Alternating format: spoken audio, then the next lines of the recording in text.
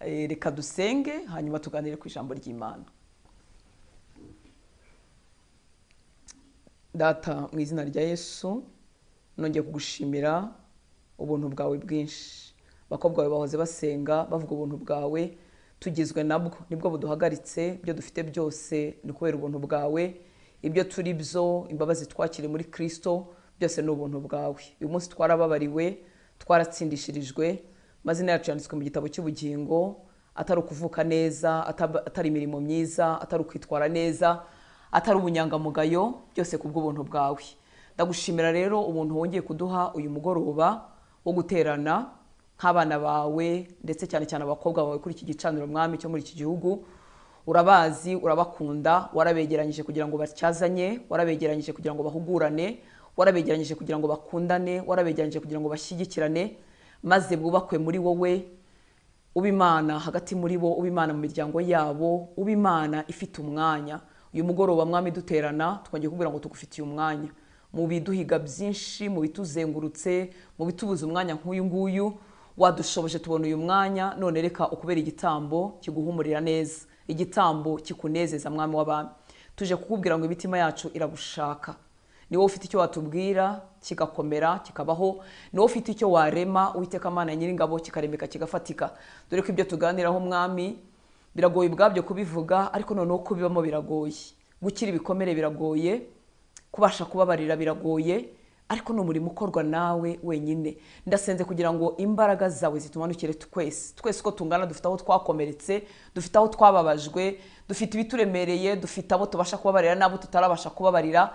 Turasenze kugira ngo dusange, ukore operation spéciale mu mitima yacu, utwiyereke, udukize. Hari n'ibyo tuba tutazi ko bihari, ariko turasenze kugira ngo udukize, duhinduke umuntu wuzuye. Ijambo ryawe ryarambwiye ngo waje gutanga ubugingo kandi bwinshi, an abundance, buri furu busendereye. Turashaka ibyo byose Kristo wadufatiye bisendereye. Ntabwo dushaka gufataho agace gatoya ngo tube twarakijijwe ariko twuzuye umunabi, twuzuye mu nkanyari, tutaryohewe n'urugendo. Turashaka gufata buri kintu cyose wadufatiye, ikintu cyose waduhereye mu gakiza, ikintu cyose kiri muri wowe Kristo. Turashaka ko cyaba umugabane wacu. Ngwino ukora umurimo hagati muri twebwe, bizana impinduka aho turi, bizana impinduka ku batureba, bizana impinduka mu bo tubana, bizana impinduka hirya no hino mu bwami bwawe. Mwami, tubashe kuguhagararira neza, dufite urukundo rwawe rutwuzuye, tubasha guha abandi. Yesu wadukunze tudakwiriye, udukunda turi babi, nudukiza urukundo rwawe ruratwuzura, tubashe kurutanga muri iyi si idafite urukundo. Ngaho bana natwe, utugire neza, ugire neza abakobwa baduteranye uyu mugoroba, ugire neza bazakurikira ijambo hanyuma rizamanukana imbaraga zikiza buri mutima wese. Mwuka wera turakwizeye, niwe mwigisha mwiza, niwe muhanga, niwe munyabwenge, niwe utanga imbaraga, niwe ukora ibintu bigafatika bikarama mwami w'abami, bikagumaho, bikaduherekeza mu minsi yose dufite hano ku isi, kugeza igihe tuzajya kubanira na Kristo mu ijuru. Turakwizeye kandi tuguhaye icyubahiro, ni mu izina rya Yesu dusenze, amen. Amen. Imana ibahe umugisha, Imana ibagire neza. Ndabanezerewe cyane, ndabishimiye. Murakoze gukunda Imana, murakoze gutanga umwanya wanyu. Imana ibahera umugisha, ntago bijya bipfa ubusa. Muzabisarura vuba mukiri n'ahangaha, kandi tubikiwe n'ubugingo buhoraho. Topic rero mwampaye ko twaganiraho mu by'ukuri irakomeye. Akenshi uko umuntu agenda yumva ibintu byinshi bigoye biba mu isi bibabaza, niko topic nk'iyi ngiyi yo gukira ibikomere ndetse no kubasha kubabarira uyivuga wigengesere, niba ariko navuga. Iyi si yuzuye ibintu bibi byinshi. Iyo turi bato, habe mu gakiza cyangwa se habe mu myaka, umuntu aba atarabona ubuhemu bwinshi bukabije bw'abantu, ariko uko ukura niko ugenda wumva ubuhemu bw'abantu, cyangwa niko nawe bugukorerwa, niko ubwibonaho, niko umubona mu bandi, ukumva biteye ubwoba.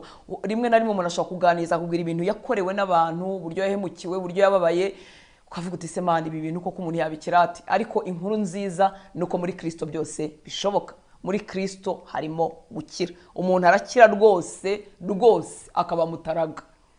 Nanone hariho imibabaro yindi dushobora twatereka ku isi gusa tutashyira ku muntu runaka. Umuntu ashobora kurwara agapfa, nta muntu wamwishe. Umuntu ashobora kujya mu mpanuka y'imodoka agapfusha abantu hafi ya bose. Ibitubaho muri iyi si, ibigera ku bantu nabyo biteye ubwoba. Rimwe na rimwe bavuga ngo isi renjiste, isi nta butabera igirira kabije. Kuki Imana ibi bintu biba? Ibyo nabyo wabyumva ukumva umutima urahungabanye, cyangwa wakumva umuntu wagezweho n'ibyago bikabije ukavuga uti Imana, uyu muntu yakizwa n'iki? Ariko inkuru nziza tujuru nuko Yesu akiza. hari ubuhamya bw'abantu Yesu yagiye akiza. Ntago tuba tugiye gushyira ku munzani ngo uvuge ngo ibyanjye birakomeye kuruta ibyawe cyangwa ibyawe birakomeye kuruta ibyanjye, nuko Yesu abasha kudukiza twese n'uburemere bwabyo uko bingana. Rero kuvuga ku mbaraga zo gukira ibikomere no kubabarira ubwabyo twakabaye tubicamo topic ebyiri, niba ariko navuga kubabarira bikaba ukwabyo, imbaraga zo gukira ibikomere bikaba ukwabyo, ariko turabivuga gato yuko dushoboye kandi twizeye ko umwuka wera azadushoboza cyangwa se azabyagurira mu mitima yacu. Cyane cyane ibyo dukeneye ntabwo ari topic, ntabwo ari ingingo, ntabwo ari ukuzitondekanya.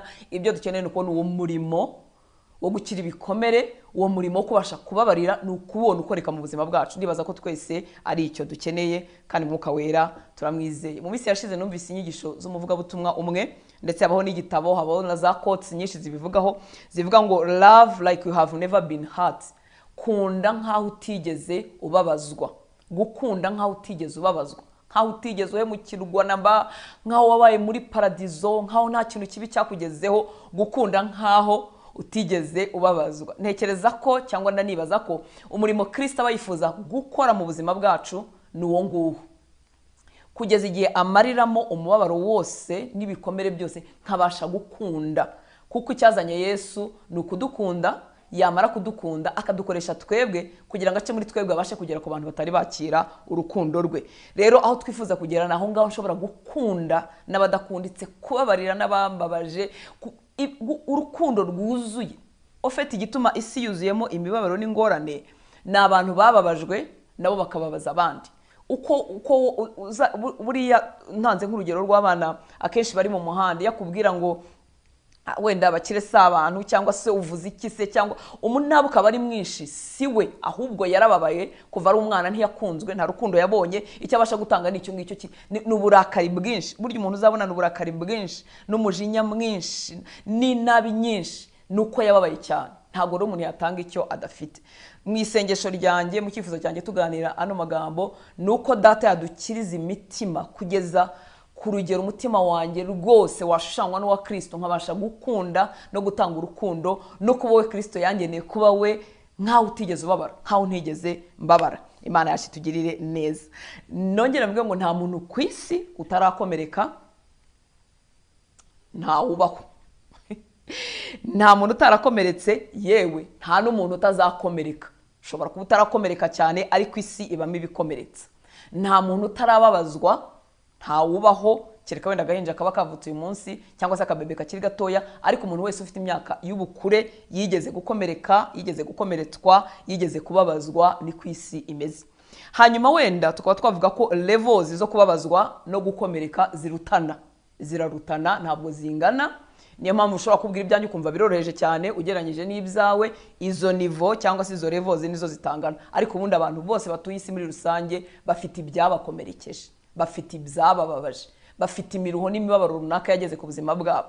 Bamwe barabikize kubw'ubuntu bw'Imana, abandi baracyabyikore nkuko byakabaye, abandi bageze kuri nivo runaka yo kugenda babikira. Niyo mpamvu ntabwo iki kintu twacyumva kimwe, kuko ntituri no ku rugero rumwe rwo gukira cyangwa rwo gukomereka cyangwa se rwo kubabazwa. Ariko hari ibintu nka bitatu navuze bizana iri tandukaniro ryo kubabazwa cyangwa se ryo gukomereka. Ni ibintu dusanzwe tuzi kandi duhura nabyo. Navuga ko izi levels zo kubabazwa cyangwa se izi nivo cyangwa se ibipimo byo kubabazwa no gukomeretswa twabishyira mu bipimo bitewe n'ibi bintu. Icya mbere, bitewe n'icyo wakorewe ndetse n'uburemere bwacyo. Bitewe n'icyo wakorewe kikubabaza, bitewe n'uburemere bwacyo uzajya muri kategori runaka, yababaye cyane, yabakomeretse cyane. Ikindi ahangaha, bitewe n'icyakubayeho. Nkuko nigeze kuvuga, hari ikintu kitubaho ari nta muntu ukigizemo uruhare. Ni impanuka, ni ikiza, ni indwara, ni ibyago se, ibintu nk'ibyo ngibyo. Ni ukuvuga ngo izi level cyangwa izi nivo bizadukomerana bitewe n'icyo twakorewe icyo ari cyo n'uburemere gifite ku buzima bwacu. Kuko umuntu ashobora kuvuga ngo baramvuze none narakomeretse, kirasa uwo muntu kishobora kuba kimukomereye iyo nta kindi kintu, ariko undi muntu baramwiciye cyangwa se undi muntu bamufashe ku ngufu. Urumva izo level zo gukomereka ntabwo zingana utewe n'ibintu n'ibyo bintu byose byabo. Cyangwa se undi muntu yararenganyijwe kuva akiri mutoya, agirirwa nabi, arererwa mu maboko mabi y'umuntu ufite umutima w'umugome, aramubabaza. Ibyo bintu byose murumva ko bibabaza ariko ntabwo bingana. Undi baramuvuze gusa wenda bavuga tufite amaguru mabi cyangwa se useka nabi cyangwa se simbizi ntufite ikibuno cyangwa se uragifite kinini cyangwa se uri mugufi cyangwa urumva ntabwo ibyo bipimo byo kubabazwa bingana. Bose cyakora barababaye ariko ntabwo bingana. Rero uburemere cyangwa izo level cyangwa izo nivo zo kubabazwa no gukomereka ziraterwa ikintu icya mbere mvuze, ziraterwa n'uburemere bw'icyo twakorewe, icyadukozweho, uburemere bifite cyangwa se icyatubayeho. Noneho ikindi cya kabiri ni uwagikoze uwo ari we, umuntu wakubabaje uwo ari we, uwo yari we mu buzima bwawe, nabyo bizongera cyangwa se bigabanye uburemere. Umuntu antutse yigendera ku muhanda cyangwa se akambabaza n'umuntu wa kure, burya ntabwo byangiraho uburemere cyane. Ariko uwo muntu uwo ari we mu buzima bwanjye, niba ari umuntu wanjye wa bugufi, niba ari umuntu nakundaga cyangwa se umuntu wari warakunze, niba ari umuntu wari warashyizemo icyizere cyawe cyose, cyangwa se umuntu wari ufite inshingano zo kukurinda no kukugirira neza, iyo umuntu akubabaje, igikomere no kubabazwa biragenda bikaremera cyane. Niyo mpamvu igikomere umugore yatewe n'umugabo kiremera, niyo mpamvu igikomere umwana yatewe n'umubyeyi kiremera, niyo mpamvu igikomere watewe n'umuvandimwe kiremera, niyo mpamvu igikomere watewe na pasiteri kuko wamushyizemo icyizere kiremera. Ni ukuvuga ngo ni umuntu wari ukwegereye, ni umuntu wakagombye kukurinda no kugukunda, ariko noneho niwe ukubabaje. Ndimo navuga ibintu bikomeye ko turi kuvuga ku gukomereka, tuvuga umuntu wafashwe ku ngufu n'umuntu wa rubanda, bizaramwishe biramubabaza biratandukanye, ariko n'umuntu wafashwe ku ngufu na se cyangwa n'umuvandimwe biremera kurushaho. Ni ukuvuga ngo uburemere bw'ibidukomeretsa n'ibitubabaza bugenda burushaho gukomera bitewe n'umuntu watubabaje, iyo ari umuntu wa bugufi. Nasanze imibabaro myinshi, nako ni nako biri, imibabaro myinshi iri mu isi, iri mu miryango se yose yatewe nuko abantu bagiye babazanya ari abantu babugufi. Abagore barimo barira uyu munsi bafite agahinda mutima kadakira nuko bagatewe nabo bari barakunze n'abagabo babo. Abagabo bashize mu ibyiringiro, imishinga ikamushiramo kumva ntacyo amaze, nuko bababajwe n'abagore babo n'abantu babugufi. Abana benshi bababaye uyu munsi, bamwe bari mu madroge, abandi barihakana ko ari umuhungu, ndagakana ko ari umukobwa, undi benshi ni imibabaro iri aho hafi, yavuye mu babyeyi, yavuye aho hafi n'ibindi nk'ibyo ngibyo. Imana itugirire ubuntu. Icya gatatu ishobora kuzana uburemere nanone nuko icyo gikomere cyangwa umubabaro wasanze umutima wawe umeze. Ni ukuvuga ngo umuntu ntakomereka rimwe. Tuvuga uyu munsi kangaruka ku miryango, niho ibikomere byinshi birunze. Umuntu yagiye mu rugo yizeye ko umugabo cyangwa umugore azamubera byose, azamubera se, akamubera nyina, akamubera umuvandimwe, wenda abandi yarabapfushije, asanga ngo igikomere cyo gupfusha cyangwa se cy'ubupfubyi ahageze wa mugabo cyangwa wa mugore yizeye suko byagenze, ahubwo amubereye mubi. Ni ukuvuga ngo kuremera n'ubukana bizarushaho kwiyongera ko byasanze n'ubundi umutima usanze warashenjaguritse. Imana yacu tugirira ubuntu. Ikindi kintu nabonye ahangaha, uburyo eta y'umutima cyangwa imiremerwe yanjye yari imeze cyangwa imiremerwe yawe yari imeze bituma igikomere n'icyo ukorewe kiremera. Ni umuntu nanone ushobora kuba yarabayeho neza, ariko icyizere cye cyose kiri mu bantu kitaraba muri Kristo. Buriya kwizera abantu ni byiza, ariko kuri level nyine y'abantu. Umuntu wese ni umuntu yapfa, umuntu yahemuka, umuntu yahinduka kuko ni umunyantege nke. Rero iyo tutarabona iyo mibabaro abantu bajya bateza abandi ngo tubimenye cyangwa tukumva ni ibintu byakure, bituma tugira icyizere cyinshi mu bantu, none umuntu akazatungurwa n'undi muntu.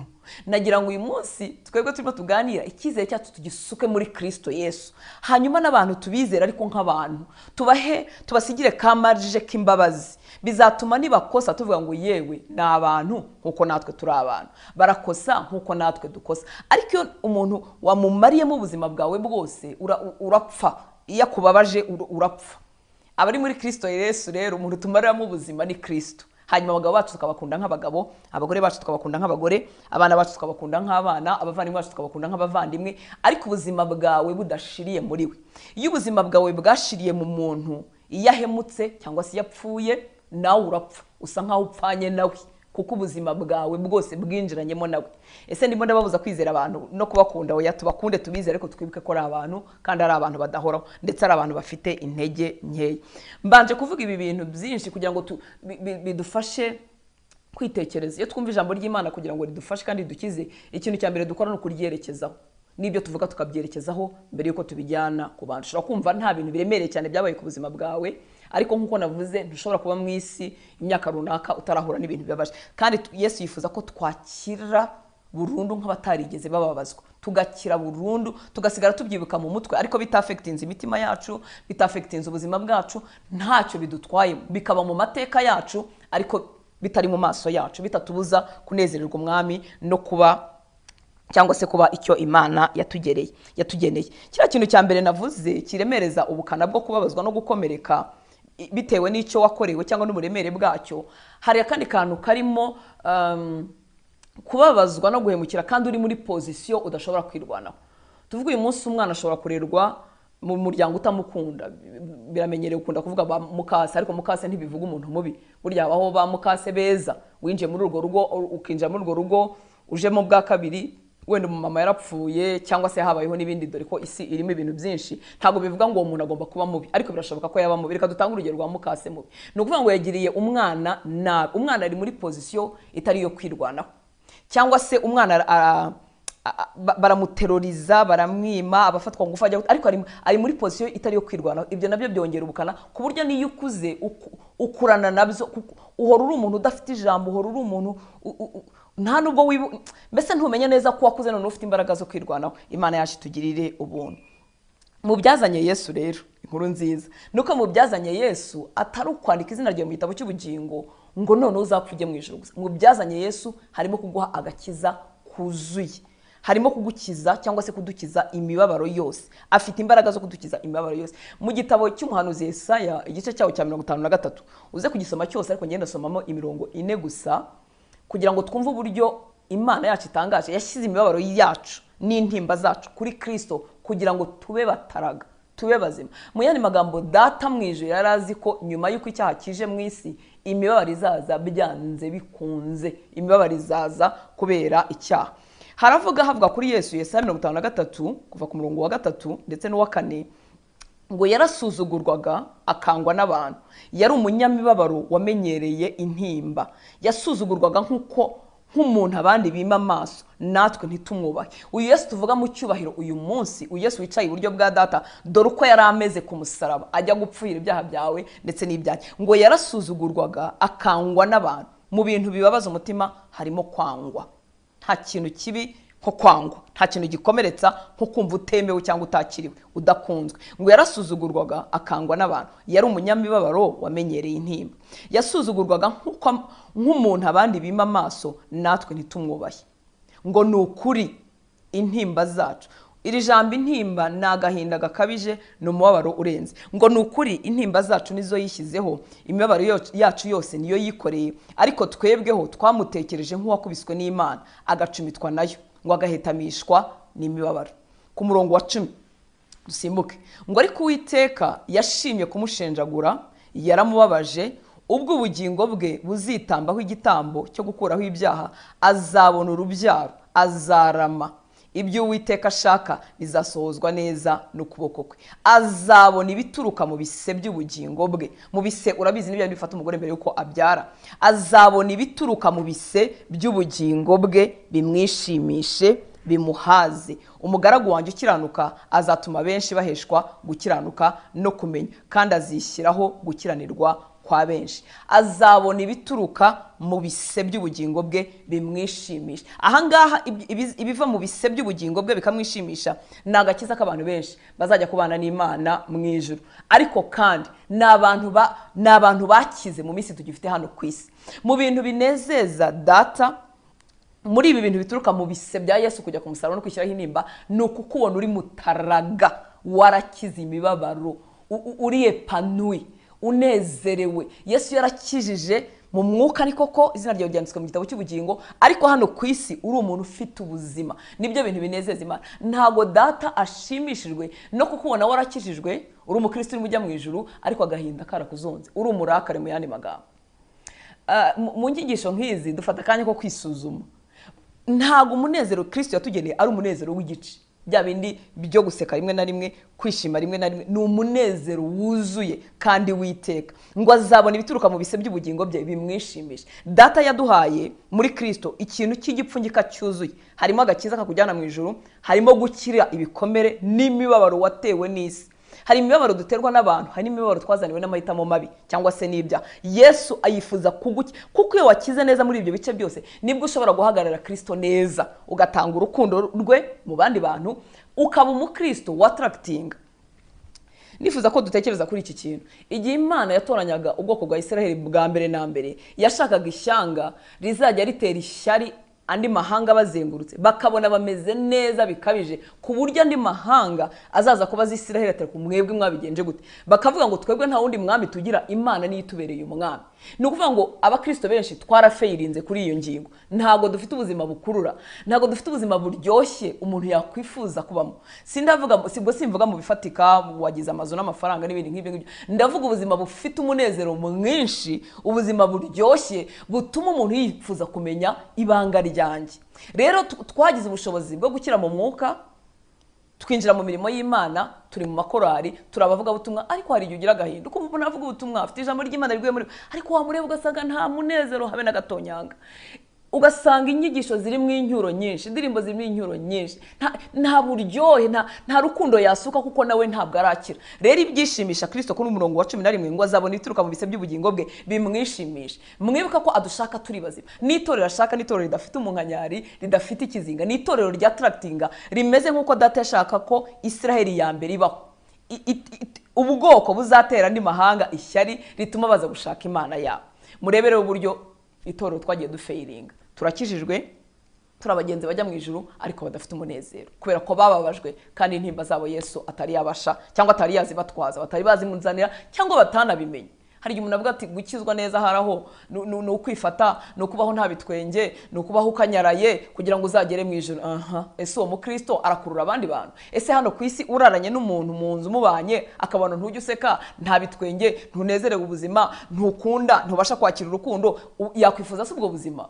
Yabona ubwo yibereyemo ari bwo buruta. Hari kigero abantu batanze nyina ko gisomye nko kuri WhatsApp cy'ibintu bikorwa bimwe mu kabari ibindi mu rusengero. Si ibyo gushima ariko biratwigisha.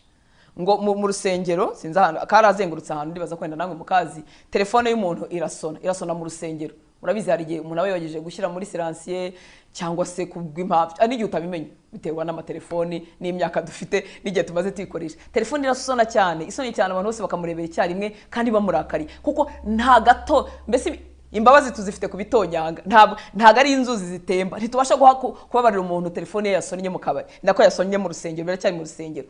None maze gusona gutya abantu bose baramurebera, baramurakarira, arasohoka. Ngo ageze mu rugo ko yarajyanye n'umudamu we, umudamu aravuga ati nta soni kunkoza isoni mu rusengero nk'umuntu udafite ubwenge, uravuza telefone kuriya igasona abantu bose bikagenda kuriya. Yumva nta muntu umwakira, yumva nta muntu ubabara kandi kasaga nk'ari akantu gatoya. Bakajyana iyo sene noneho mu kabari. Ngo mu kabari abanywi barimo kwinywera badakijwe badafite Kristo, ikirahure kikamucika, kikikubita hasi kikameneka. Bagahita bavuga ati bakongera ikindi, bazana ikindi. Urumva bafite imbabazi zirutse z'abari mu rusengero, bafite kwihangana kuruta uko bari mu rusengero. Kubera iki? Turi mu rusengero ariko ntitwakize ibikomere. Yesu rero yifuza kuduhindura abantu bakize. Umuntu wakize imbabazi zizahora hafi. Gukunda no kwihanganira abandi bizahora hafi kuko byamaze gukorwa imbere muri we. Ndimo ndababwira ibintu byinshi bisa nk'ibigoye ariko Kristo abasha kubikora. Naje kwibaza ku murongo wo muri Yohana igice cya 10, umurongo wa 10 kagace gahera. Ubundi hahera ejo havuga umwanzi ntazanywa n'ikindi, ariko ndashaka kuvuga kuri Kristo. We arivuga akavuga ngo ariko njyeweho nazanywe no kugira ngo twebwe tubone ubugingo kandi bwinshi. Ndatinze kuri iryo jambo ryitwa bwinshi. Ubundi ubugingo ntago wabobara ngo n'ubugingo bumwe, bubiri, butatu, bune, butanu. Ubugingo n'ubugingo dufite muri Kristo Yesu buhoraho bwo kuzajya kubana n'Imana mu ijuru. Ariko iri jambo rivuga ngo kugira ngo tubone ubugingo kandi bwinshi. Bibiliya y'Icyongereza iravuga ngo I have come that they may have life and have it to the full. Babubone bwuzuye, to the full. Ese hari ubugingo bw'igice? Ibyo rero bitwereke ko umurimo Kristo yakoze si uwo kuzajya kubana n'Imana mu ijuru. Hari ibindi bintu byuzuye muri we twaberamo inahangaha. Babona ubugingo to the full. Bibiliya ijambo ry'Imana ikoresha ijambo rivuga ngo busendereye, busendereye. Bibiliya z'igifaransa nyinshi zikoresha ijambo en abondance. En abondance rero harimo gukira imibabaro. Umuntu ahinduka igikoresho cyiza cya Kristo, kinezerewe agakiza, kinezerewe urugendo kuko Yesu yamukije imibabaro yose. Naraje kugira ngo babone ubugingo kandi bwinshi. ni ukuvuga ngo ni package, ni igipfunyika, ntabwo harimo akantu kamwe ngo turatikinze Hortense ahawe ubugingo buhoraho, izina rye ryanditswe mu gitabo cy'ubugingo, niyikorera imiruho yose, yikorera imibabaro yose, azagere mu ijoro akanyaraye. Oya, ni bwinshi, buruzuye, ni ikintu kigari. Nta mubabaro rero n'umwe ufite, nta mubabaro n'umwe wakubayeho Yesu atabasha kugukiza kandi utabyigirisha. Yesu wacu ni muzima kandi arafatika.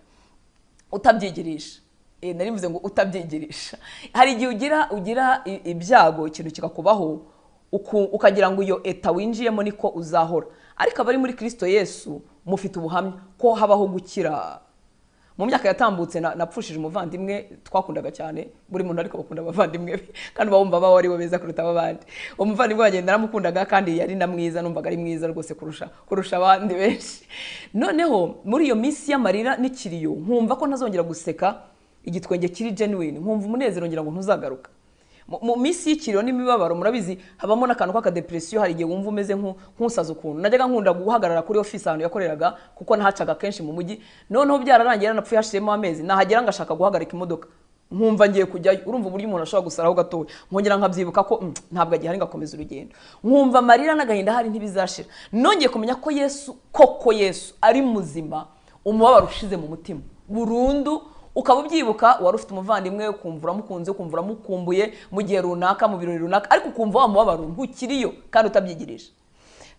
Mwibuke ko imibabaro itugeraho bitewe na level cyangwa uwo muntu wo yari we mu buzima bwacu. Tekereza noneho gupfusha umugabo, gupfusha umwana, dufite n'inkuru mu Rwanda ngira ngo abantu benshi barayizi, y'umubyeyi umwe wapfushije abana n'umugabo icyarimwe. Imva ye nubwo twaba tutaziranye ko imva ye yo tuyisanze Rusoro, ugira ngo ni urwibutso rwa jenoside kubera ukuntu bikomeye. Nuvuga ngo ni ikintu cy'indenga kamere, ntago twakigiranye wenda nuko twabuze umuvandimwe, ariko nasanze Yesu byose afite imbaraga zinjira mu mutima w'umuntu akabasha kubikiza, akamuha ubugingo to the full, ubugingo an abundance, ubugingo bwuzuye. Ndagusaba rero ngo muzanire umutima wawe, kuko gukira ni inyungu zacu twebwe abagituye inahanga. Igitabo cy'Imigani kirimo ibintu byinshi bivuga ku ngaruka zizanwa n'umutima ubabaye. Imigani 15:15 haravuga ngo iminsi y'umunyamubabaro yose ni mibi, ariko ufite umutima unezerewe ahora mu birori. Iminsi y'umunyamubabaro yose ni mibi, reka tugarukira aho ngo iminsi y'umunyamubabaro yose ni mibi.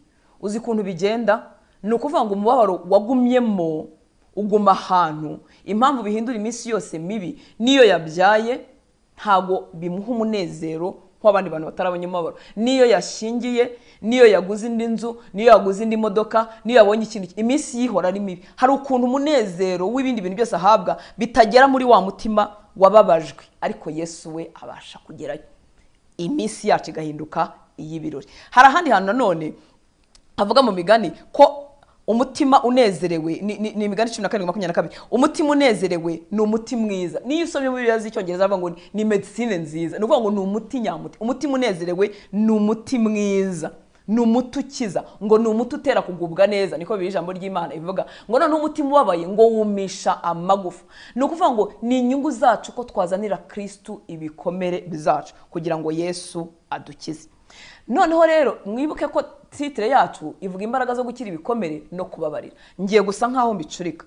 Ni ukuvuga ngo mu bintu bizadufasha gukira ibikomere harimo ikintu cyitwa kubabarira, kitajya cyoroha kuvuga bitewe n'ubukana bw'ibyagukorewe, bitewe n'uwabigukoreye, ariko kubabarira niyo ntambwe ijyana mu gukira ibikomere rwose umuntu agakira. Ikibazo tugira mu kutababarira, iyo utababariye ufite abantu bakubabaje kandi ubitse mu mutima wawe, bikumerera nkaho ubana nabo kandi ahantu hafunganye nko muri gereza. Ni nkaho wowe n'umuntu wakubabaje mwaba mufungiranye mu kagereza kamwe. Murabizi gereza ntago kenshi aba ari hanini, mufungiranye ahantu hamwe iyo umutima utarabasha kubabarira. No vuga ngo wowe n'uwakubabaje muba mufungiranye muri gereza. Iyo mufungiranye ahantu muri gereza, uwo muntu umureba umunsi ku munsi, muba mwegeranye, kandi mu bisanzwe mu buzima buri fizike uwakubabaje ashobora kuba atuye mu kindi gihugu, yewe ashobora no kuba yarapfuye, ariko mu mwuka wawe, mu bugingo bwawe muba mumeze nk'aho mufungiranye muri gereza imwe, mukayibanamo n'uwakubabaje, mwegeranye iteka. Kubera iki bimeze gutya? Nuko mu byishimo byawe iyo hari ikintu kigiye kugushimisha, ikintu ugiye kugeraho, uhita wibuka wa muntu wakubabaje. Wa muntu wakubabaje akaba ari utumye wenda ibyishimo byawe bitari bwuzure. No kuvuga ngo muregeranye muri distance, ashobora kuba ari kure, ari mu gihugu cya kure, cyangwa se yaranapfuye, ariko kuko umufite mu mutima n'imbere muri wowe, ibyishimo byawe ntago biburamo. Iyo wishimiye uhita wibuka ko wari kuba wishimye cyane yaba atarakoze cya kindi. Noneho no mu mubabaro wawe nabwo ntago ahabura. Iyo hagize ikintu kikubabaza gihita kikuba kenshi ugatuvuga ngo ubu mbabaye byikubye kenshi kubera ikintu yakoze mu buzima bwanjye, kubera uruhara afite mu buzima bwanjye. Nuvuga ngo umuntu murahorana mu byishimo, mugahorana mu mubabaro kandi yarakubabaje. Ubundi umuntu watubabaje twakwifuza ko atatuba hafi, ariko iyo tutamubabariye, iyo tutabishyiriye Kristo ngo dushoboze, duhorana nawe mu byishimo, tuba turi kumwe, mu mubabaro tuba turi kumwe. None ikindi kintu gitangaje no muri achievement zacu, urabizi hari ibintu ugeraho. Tuvuge nk'iyo, reka ntange nk'urugero, umwana wabuze uko yiga kubera ko base wabo, ba nyina wabo, se ba nyirasenge se batamwishyuriye amashuri, none akagira gutya akiga ku bw'ubuntu bw'Imana kandi agahinduka umuntu ukomeye, akagira akazi keza. Nuvuga ngo achievement ze iyo azigezeho ntago azenjoyinga wenyine, azenjoyingana na ba bantu bamubabaje. Kubera iki? Ashaka kubibamenyesha no kubereka ko burya nabaye umugabo nubwo mwashatse kumbimbwa. Ugasanga uwakubabaje murabana muri achievement zawe, mu byo wagezeho, mukabana kuko urifuza ko abimenya, akamenya ko utabaye imbwa, akamenya ko utapfuye nkuko yashakaga kupfa. Ugasanga ntago wenjoyinze ubuzima, ntago ubunezerewe, kuko wakubabaje uramugendana mu mutwe no mu mutima. Uzakora uko ashoboye abimenye ko buryo wabaye umugabo, bya bindi wabigezeho, wabayeho anyway, nubwo yashatse kubimbwa ariko ntiwayibaye. Ugasanga noneho na bya bindi byanze. Urabona hari ibintu dukora bikanga, ubundi gukora ibintu bikanga ubwabyo birababaza.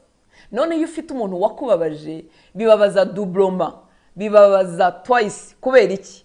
Urarwana no kubihisha ibyakugoye. Wenda n'urugo rwasenyutse, ni business itagenze neza, wize suratsindwa, fiancé se yakwanze, bya bintu bitagenze neza, utekereza ko umwanzi wawe azabyishimira. Uragira kurwana nabyo ku nshuro ya mbere kuko ubwabyo birababaza. Ugira no gushyiraho izindi mbaraga zo kubihisha wundi waguhemukiye, kuko udashaka ko amenya ko weshuwe, ko wafeirinze. Ugasanga ntabwo unezerewe ubuzima, kuko murabitwaranye. Ariko uyu munsi turavuga ubuntu bw'Imana bubonerwa muri Kristo Yesu, ushobora kudukiza by'ukuri. Imana yacu tugirire ubuntu.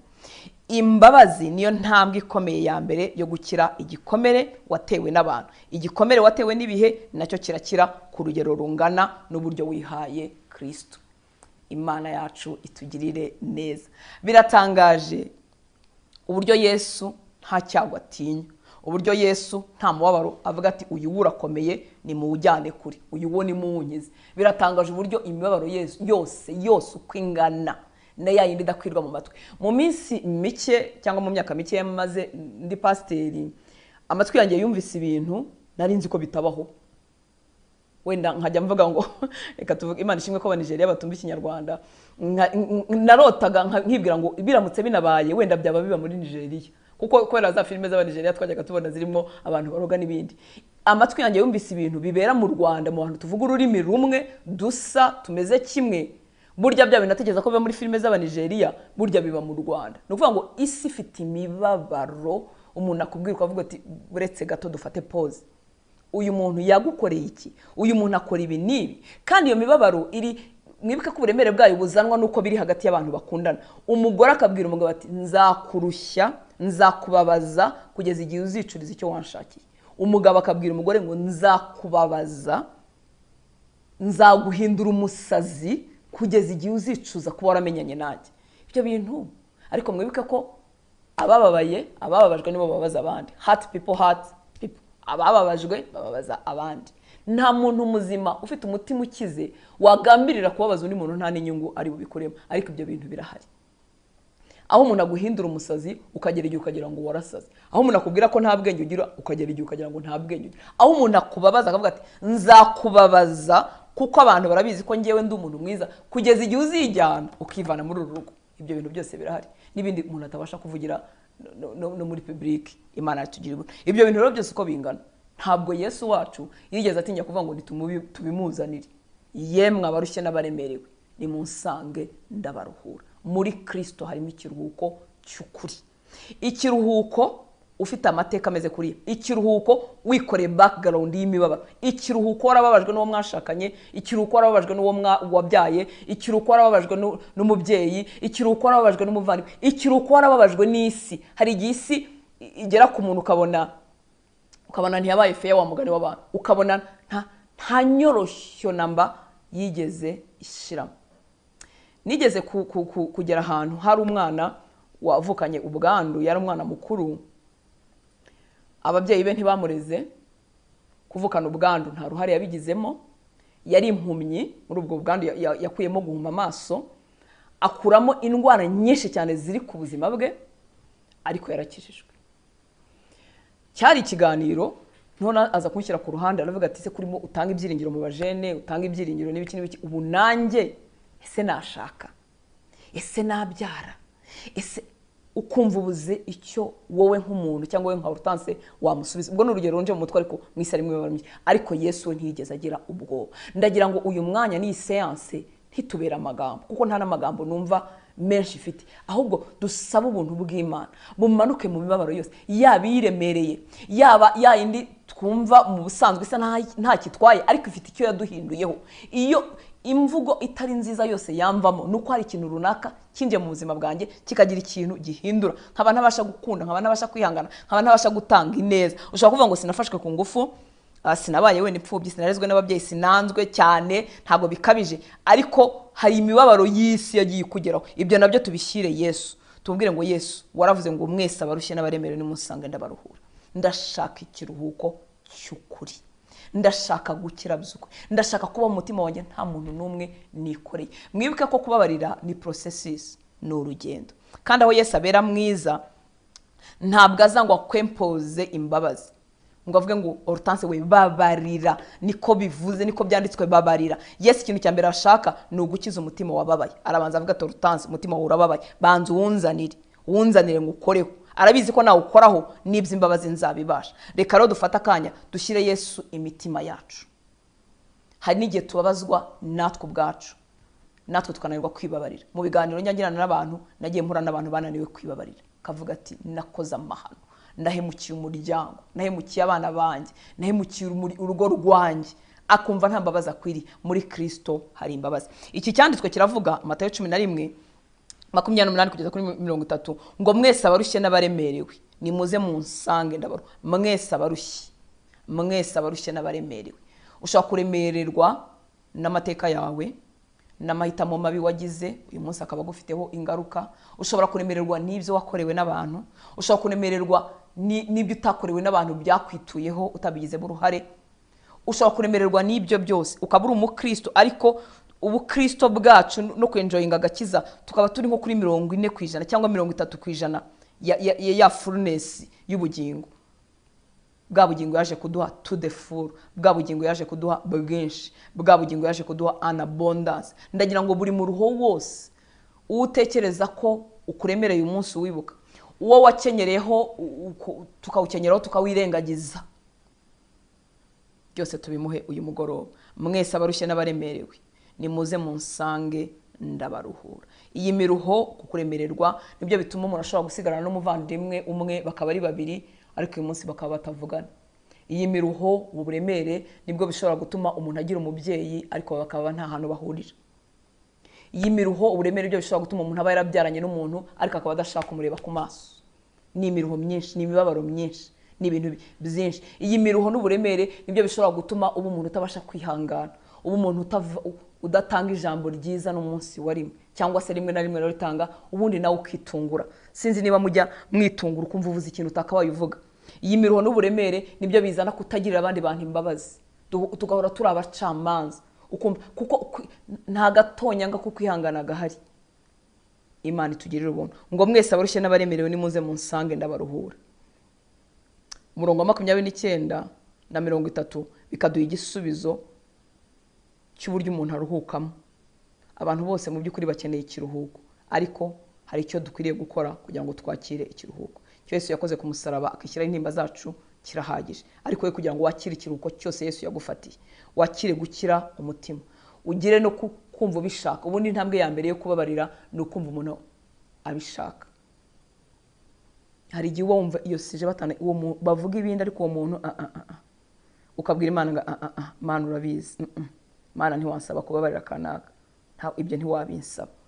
Intambwe ya mbere no kugira ubushake, no kubwira Imana ngo Mana numva ahandi byashoboka ariko yiwe ntibyashoboka. Mana shoboza, kuko nzi ko uri Imana y'imbabazi, udusaba kubabarira kuko natwe twababariwe byinshi. Mana magutera iyo ntambwe ya mbere, shoboza. Niba iyo ntambwe ya mbere warayiteye waramaze kubyifuza, saba Imana ngo Mana nyigisha, nababarira nti, ruhura umutima wanjye, shoboza. Niba ngo warahageze, bwira Imana ngo Mana ni gute noneho nagera n'ahantu ho kumwifuriza ibyiza, ni gute noneho ntanezezwa n'ibibi byamubayeho, ni gute noneho iyo ikiganiro kirimo kivuga ko yananiwe, ko yatsinzwe, nagera ahantu kitakiryohera amatwi yanjye, ni gute natangira kumukunda no kumwifuriza ibyiza. Ntezi izi ntambwe mwami w'abantu. Ikidushoboza rero kwakira iki kiruhuko kiri ku murongo wa 29 ngo mwemere kuba abagaragu banjye munyigireho, kuko ndi umugwaneza kandi noroheje mu mutima, namwe muzabona uburuhukiro mu mitima yanyu. Ikigero tuzakiramo ikiruhuko Kristo atanga, ikigero tuzaruhukamo ukaba umuntu uruhutse, ufite umutima ukize, umutima unezerewe, n'igipimo bizangana n'igipimo wigira kuri Kristo. Mwemere kuba abagaragu banjye munyigireho, kuko ndi umugwaneza kandi noroheje mu mutima, namwe muzabona uburuhukiro mu mitima yanyu. Abakristo benshi ntibafite ikiruhuko kuko tudafite umwanya uhagije wo kwigira kuri Kristo. Kwigira kuri Kristo ni iki? Ni igihe Yesu ambwira ibintu nkavuga ngo Yesu ndabyemeye nubwo ntabyumva, saba kubabarira Mana, birakomeye simbyumva, ariko ubwo wabivuze ubwo hari icyo byakora, ndabyemeye.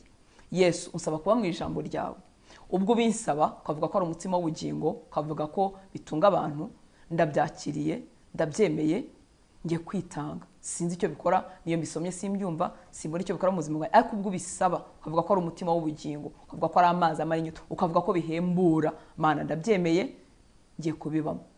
Mwemere kuba abagaragu banjye munyigireho. Kwigira kuri Kristo ni nko kwemera kuba umwana mutoya. Umwana mutoya wiga muri materineri baramubwira ngo vuga a, akavuga a, zamura agakora ujya kwiga kwandika i, akakazamura atazi icyo kazatanga. Kwigira kuri Kristo ni ugufata ibintu byose adusaba mu ijambo, tugatangira kwitoza, tukavuga ngo Yesu nyigisha. Bayivuga gute? Ubwo ni intambwe ya mbere gukiranuka. Ibi bintu babibamo bate? Se Yesu ko bikomeye. Umuntu yababarira umugabo wamugize gutya, umuntu yababarira umugore wamugize gutya, si umuntu yabasha kubaho ubu buzima. Ariko Yesu ubwo binsaba nyigisha no kubibamo. Mwemere kuba abagaragu banjye munyigiro, nibwo muzabona ikiruhuko, uburuhukiro mu mitima yanyu. Igipimo twigira kuri Kristo kirangana n'igipimo cy'uburuhukiro. Muri Kristo harimo amahoro menshi, harimo umunezero no kwakira urukundo, tukabasha gukunda nk'abatarigeze bababara. Kunda nk'aho utigeze ubabara si itegeko, ahubwo ni ugukira. Arakiza imitima yacu akatugeza aho hantu. Ngo kuko kunkorera kutaruhije n'umutwaro wanjye utaremereye. Kunkorera kutaruhije, kumukorera si ikindi, ni ukudistribuwa urukundo, ni ugutanga urukundo. Mu Bikorinto ba 2 igice cya 5 umurongo ngira ngo wa 19, 17 duhinduka ibyaremwe bishya, 19 atubwira ko twahawe twunzwe n'Imana muri Kristo Yesu. Tumaze kungwa n'Imana aduha umurimo twebwe wo kunga Imana n'abantu. Ntatanga urukundo sinshobora kunga Imana n'abantu. Yesu yiyunze muri Kristo, niyunze n'Imana, arangije umurimo wo kunga abantu nawe. Ni mu rukundo honyine umurimo wo kunga abantu n'Imana ushoboka. Yesu yatanze ubugingo bwe kugira ngo atubone, arangije adusaba natwe gutanga ubugingo bwacu. Ntabwo twatanga ubugingo bwacu uru rukundo rutatwuzuye. Kuko kunkorera kutaruhije, kumukorera kutaruhije n'umutwaro we utaremere. Umutwaro si ikindi, arashaka ko naba nkuko yakabaye ari we urahanga, kandi sinabikora, umutima wanjye ari igisenzegere. Ni inyungu z'ubwami bw'Imana kudukiriza imitima. Ni inyungu z'ubwami bw'Imana ku mutima wubaho, nta mwene wanyu wanga, nta muntu wasenganye wanga, nta muntu n'umwe wanga. Ni inyungu z'ubwami bw'Imana. Data arashaka kugukiza. Ntabwo hagarara imbere yawe nk'umuntu ugufatiraho imbunda ngo ubwire ngo babarira, ngo babarira, nutababarira ntuzajya mu ijuru. Ntabwo Data ari uko akora, ntabwo Kristo ari uko akora. Arakubwira ati warababajwe, zana umutima wawe, emera kunyigiraho, hanyuma umutima wawe ukire, ubashe kubabara wa mugabo waguhemukiye, ubashe kubabara wa mugore waguhemukiye, ubashe kwakira babandi bakugiriye nabi. Zana umutima wawe tuwuvure. Imana yacu tugire neza. Nifuza ko twafata akanya ko gusenga. Byinshi mu bitubabaza inshuro nyinshi ni ibintu bitavugika, ni ibintu umuntu atabasha kubwira undi, ni ibintu ushobora kuzengurutsa amaso ku isi ukavuga utari ku ibintu nabibwira nde ko bitavugika. Ese ninde nazabwira ko mama ari umwicanyi cyangwa se ko mama ari umurozi? Ninde nazabwira ko umugabo wanjye ameze gute, ninde nazabwira ku mugore, ninde nazabwira ku muvandimwe wanjye burya ameze gutya cyangwa yampemukiye gutya kandi wenda afite isura nziza n'izina ryiza hanze. Ugashakisha umuntu wabibwira ugasanga ntibivugika. Ninde nazabwira ko byagendaga gutya na gutya, ukamushaka ku isi ukamubura. Nigeze kuvugana n'umuntu uri mu gihugu cya kure, mu gihugu cy'Abarabu,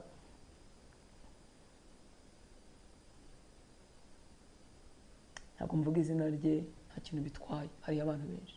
Ngo ninde muntu nabwira, nashakishije ku isi umuntu nabwira ko wa mugabo twabanye imyaka myinshi wasaga nkaho ari mwiza imbere y'abantu, wari utunze umuryango.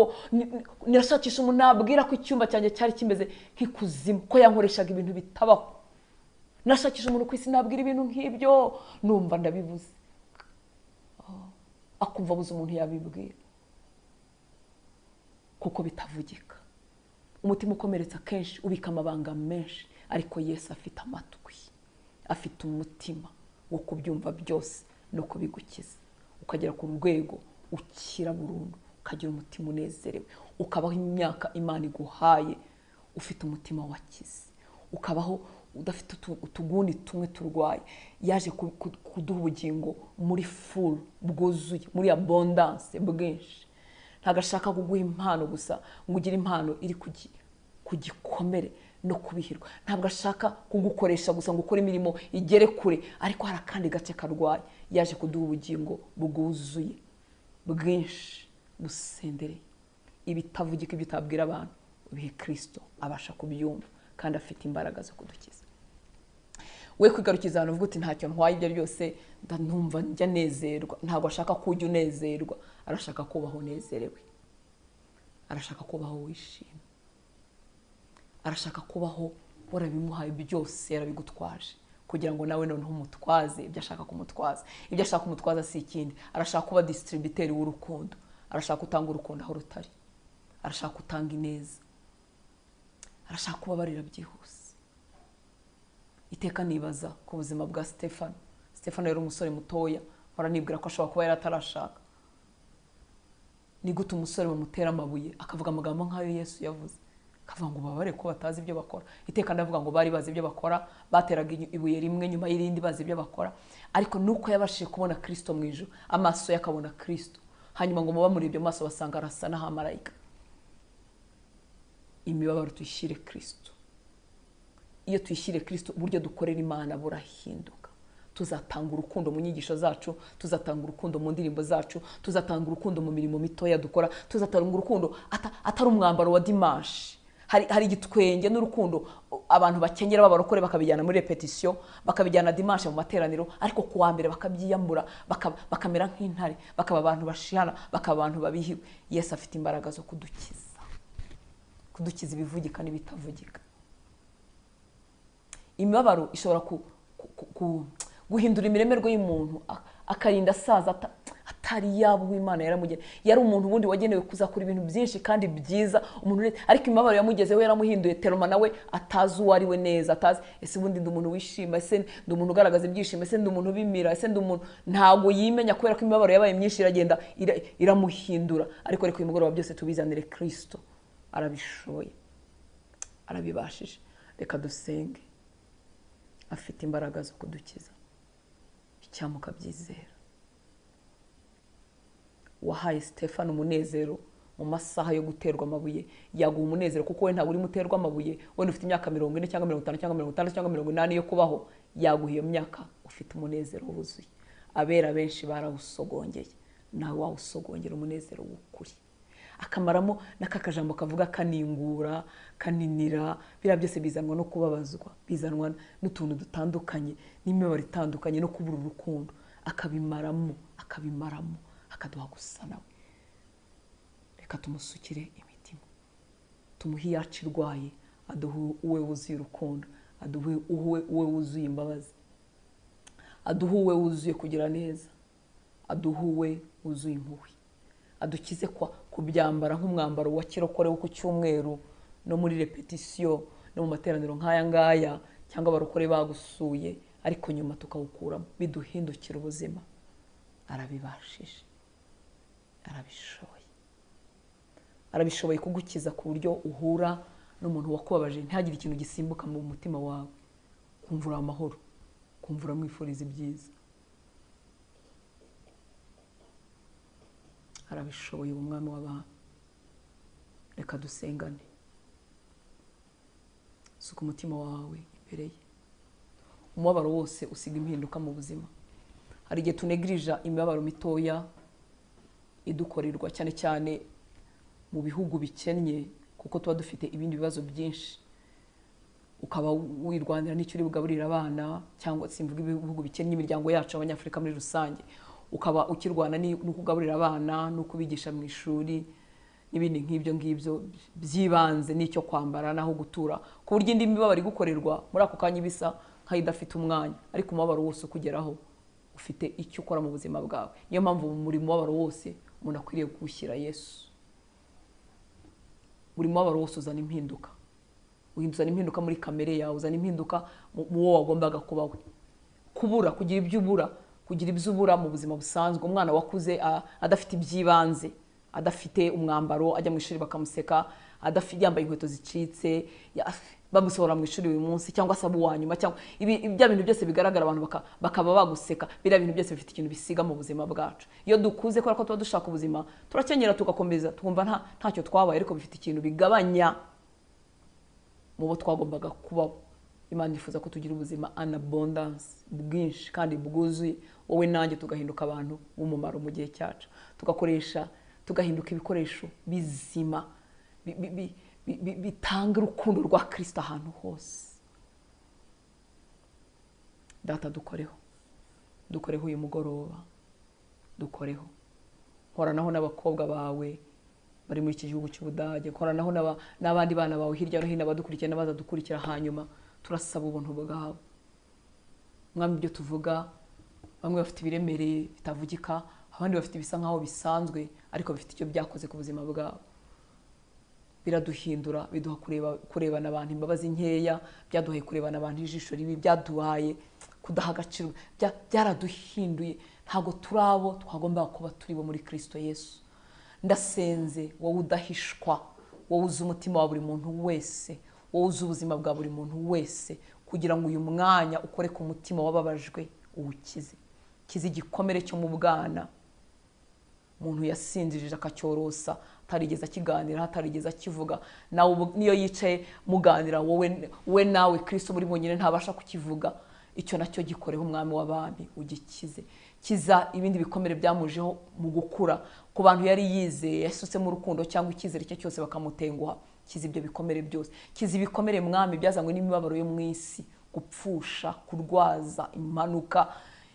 Ibyo byose mwami w'abami, kiza icyo gikomere. Uwiteka Mana Nyiringabo, watubwiye ngo yemwe abarushye n'abaremerewe nimunsange ndabaruhura. Ufite imbaraga ziruhura buri mu ruho wose, buri mu ruho wose. Utugeze hahantu mwami dushobora gukunda nk'abatarigeze bababazwa.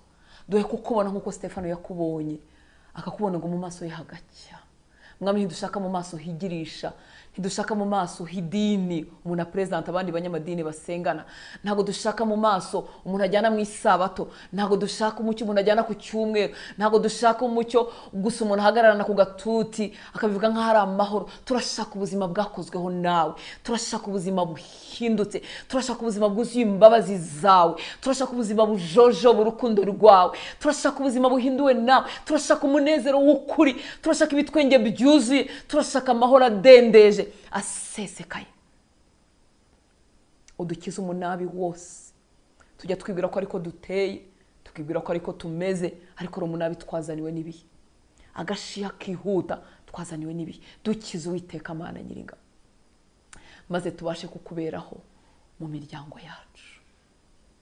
Tuba abantu bazana impinduka, abavuye mu miryango yakomeretse igakomeretsa. Reka mwami bahinduka imiryango itanga urukundo, imiryango yuzuyemo imbabazi, imiryango ihora iramburiye abandi amaboko, imiryango ibasha kubabarira. Duha urukundo mwami, utugeze ku mutima umeze nk'uriya mubyeyi wabonye umwana w'ikirara agaruka akamuhobera akamwakirana urukundo rwinshi. Duha umutima umeze nk'uwawe Data, duha umutima umeze nk'uwawe.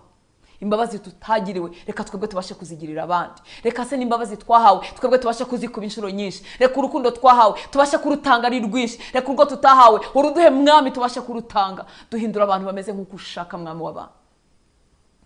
Reka uyu mugoroba habeho kubohoka ku muntu wari ubahanywe mu kagereza n'umuntu wamubabaje. Reka soke muri iyo gereza mu izina rya Yesu Kristo w'i Nazareti. Ibyishimo bye abisangira n'uwamubabaje atabishaka, umubabaro we akawubanamo n'uwamubabaje atabishaka, arwana no kumuhisha, arwana no kumwereka ibyo yagezeho. Reka habeho kubohoka mu izina rya Yesu. Reka uwo murunga umuhuza n'abamukomerekeje uyu mwanya ucike mu izina rya Yesu Kristo w'i Nazareti. Abahemukiwe nabo bashakanye uwo murunga ucike mu izina rya Yesu. Wamubere nk'akagozi akagenda nari mu kazi, akagenda nari ibyo yifuza kwachivinga, abyifuza kubyachivinga kugira ngo yereke uwamutaye ko yabaye umuntu, ko yagize ibyagera. Reka umurungu ucike mu izina rya Yesu Kristo w'i Nazareti. Abashe kunezererwa imigisha umuha, abashe kunezererwa ubuzima kubera wowe Kristo. Adafite uwo ashaka kwereka. Mwami turakwizeye, twizeye ubuntu bwawe. Reka uyu mwanya umuntu wananiwe kwibabarira, wumva adakwiriye kugirirwa ani mahirwe, guhabwa indi chance yo kuba ku rugo, guhabwa indi chance yo kugira ubuzima bwiza, guhabwa indi chance yo kubaho. Reka uyu mwanya umwe kwakira imbabazi mu mutima we. Nasanze uri Imana y'amahirwe ya kenshi, amahirwe atabarika. Iyo nsomye Bibiliya sanga abantu bagiye baba mu buzima bwa mese, bica ibintu bakabivanga, ukabongera ni mahirwe. Wajya ukora n'abantu bakoze amahano, wakoranye na ba Mose barisha abantu, wakoranye na Dawidi yarakoze amahano. Nasanze uri Imana y'amahirwe ya kenshi. Twebwe mu madini yacu ntitubasha kubyumva kuko turatenga tugashyira ku ruhande, turi abantu buntu, ariko wowe mu mbabazi zawe nasanze uri Imana y'amahirwe ya kenshi. Ndasenze umuntu utabasha kwibabarira uyu mwanya imbaraga zawe zimugereho mwami, zimwinjize mu migambi wari umufitiye. Ijambo ryawe ryarambwiye ngo hari ibintu wanitse ku buzima bwacu tutarabaho n'umunsi n'umwe. Mwami ibyo wanitse ku buzima bwe ntabwo yari mesi, ntabwo yari imvange, ntabwo kwari ukubyica, ntabwo bwari uburaya, ntabwo kwari gukuramo amada, ntabwo byari ibintu bibi byo wanitse ku buzima bwe, ntabwo kwari ukweshua. Ibyo wanitse ku buzima bwe bwari byiza. Reka uyu munsi mwami ubwo agihumeka, ijambo ryawe ryarambwiye ngo habaho ibyiringiro, ngo nubwo igiti cyatemwa ngo ariko iyo cyongeye kikumva amazi hariho ibyiringiro ko cyakongera kigashibuka. Reka ubuzima bwe mwami bwinjizwe mu mbabazi zawe, mu migambi yawe mishya. Uwiteka Mana nyiringabo, urakoze kuri umugizi wa neza, urakoze kuri umutunzi w'imbabazi. Reka yinjire mu byo umuvugaho, maze mwami mukomezanye. Nubwo yaba mwami ari mu myaka ikuze yireba agasanga ntagaruriro, uri Imana y'amahirwe ya kenshi. Urakoze papa, uri umugizi wa neza, uri umugizi wa neza, uri umutunzi w'imbabazi. Ndasenze kugira ngo umuntu wibuka izina ry'umuntu wamubabaje mu matwi ye, akumva havuzemo injereri, akumva havuzemo amafirimbi, akumva ntibyakwirwamo. Nasanze uri Imana y'ibitangaza. N'ubundi kubabarira ni igitangaza kiruta ibindi. Nta muntu ubuntu wabyiha, nta nubwo biba muri kamere muntu. Ndasenze ngo ukore operation spéciale mu mutima w'uwo muntu, yisange yabishoboye, yisanga byifuza, yisange mwami w'abami. Yo yashobojwe nawe Kristo, wowe watanze za mbabazi ku musaraba, ukavuga ngo data ubabare kuko batazi icyo bakora. Ni wowe cyitegererezo cyacu, ni wowe imbaraga zacu, ni wowe buzima bwacu. Ndasenze ngo ibyo wakoze ku musaraba bihinduke ubuzima bw'Uwiteka Mana nyiringabo. Yo abashe kubabarira, azasigare yikora avuga ati burya se byakunda, burya se namurekura, burya se namubabarira, burya se nahura nawe ikiniga ntikimfate, burya se burya se namwifuriza ibyiza, burya se bamuvuga ibibi nkumva ndababaye. Ukora uwo murimo mu mitima y'abana bawe. Urakoze mwami mwiza. Mwami tuguhaye nibyo tutabasha kuvuga kuko tutabizi, turi abantu ubuntu barira imiti. Ibyo twamenye n'ibyo twabonye, n'ibyo twumvise n'ibyo twabwiwe. Ndasenze kugira ngo umuntu wababajwe mu buryo twebwe tutazi, tutabashwa no kumva, ariko urabizi kuko ijambo ryawe ritubwira ko wageragejwe mu buryo bwose nubwo utakoze icyaha. Iyo mibabaro yubasha kuyumva, iyo miruho yubasha kuyumva. Ndasenze ngo umukize mwami w'abantu. Wiri jambo nubwo twarivuga kajana ritagerayo, wowe ugereyo kuko urabishoboye, urabishoboye mwami w'abantu. Ndasengera abana bawe kugira ngo bagirire neza, ndasengera abana bawe kugira ngo bahe imbaraga zo kwigira kuri wowe no gutinda ku birenge byawe, gutinda ku birenge byawe. Ku birenge byawe niho dukura imbaraga za byose, ku birenge byawe niho duhinduka tugasa nawe igitondo n'umugoroba, tugasa nawe tukakwigiraho gukunda, tukakwigiraho kubabarira, tukamenya neza ko natwe twababariwe, tukagira imbaraga zo kubabarira abandi. Tugusabye imbabazi kandi mwami, ahantu abantu baje batuganaho bifuza ko tubaha andi mahirwe ya kabiri ntituyabahe, tugusabye imbabazi. Tugusabye imbabazi kubwo abantu twakatiye tugafunga tugakupa burundu, tugusabye imbabazi. Tugusabye imbabazi aho twatsinzwe, abantu batuje batubwira ngo mbabarira, nyongera amahirwe, ongera unyemere tugatsindwa, tugusabye imbabazi. Tugusabye imbabazi ahantu twari kwitwara mu buryo runaka bwo kubabarira abantu runaka no kongera amahirwe ntitubibashe, tugusabye imbabazi kandi tugusabye imbaraga. Iteka uhora uzana andi mahirwe mashya imbere y'ubuzima bwacu, nongera kuzana amahirwe y'abantu bakeneye ko tubabarira, y'abantu bakeneye ko tubumva, y'abantu bakeneye ko tukomeza kubakira, uzabidushoboze. Kandi Uwiteka Mana Nyiringabo, twakire umutima mushya, twakire umunezero wuzuye, twakire biriya wadufatiye byose hatabuzemo na kimwe. Duhinduka abagore n'abagabo bashyitse, abasore n'inkumi bashyitse, bafite badasuhuza umutima, buzuye uburyohe bw'ubuzima, buzuye uburyohe bw'agakiza, bafite ijuru muri bo, bafite umunezero w'Imana bagituye n'ahangaha muri iyi si isa gutya, muri iyi si yuzuye imibabaro, muri iyi si yuzuye imiruho, ariko basogongeye ku munezero w'ijuru. Turifuza kuba mu bantu mwami w'abantu.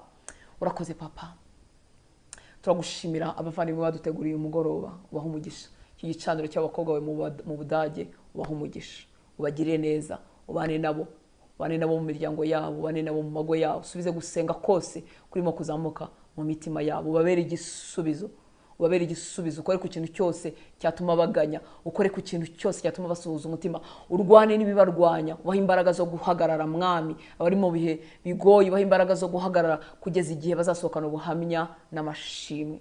Ubagwiriza inyota yo kuba mu ijambo ryawe, ujye ubaha uburyo mu mirimo myinshi, ubaha uburyo bwo gusabana nawe. Niba abadaniyeli barabishoboye mu nshingano zikomeye, n'aba bakobwa bawe babibasha.